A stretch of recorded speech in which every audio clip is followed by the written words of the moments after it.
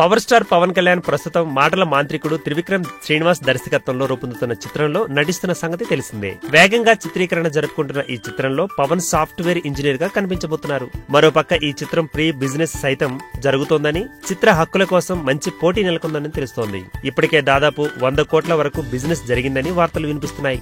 పవన్ కు ఉన్న క్రేజ్ కు తోడు త్రివిక్రమ్ దర్శకత్వంలో జల్సా, అత్తారింటికి దారేది తర్వాత చేస్తున్న 3వ చిత్రం కావడంతో రికార్డు స్థాయిలో ధరలు పలుకుతున్నట్టు సమాచారం.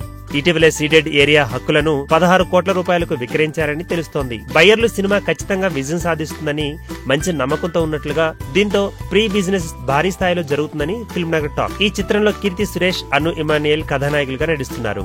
ఇక ఈ చిత్రం శాటిలైట్ రైట్స్ కు కూడా మంచి ధర పలికిందని ఓ ప్రముఖ ఛానల్ దాదాపు 19 కోట్ల రూపాయల వరకు పెట్టి హక్కులను సొంతం చేసుకుందని తెలుస్తోంది. అనిరుద్ రవిచంద్రన్ సంగీతం అందిస్తున్న ఈ చిత్రానికి హారికా హాసిని క్రియేషన్స్ పతాకంపై రాధాకృష్ణన్ నిర్మిస్తున్నారు.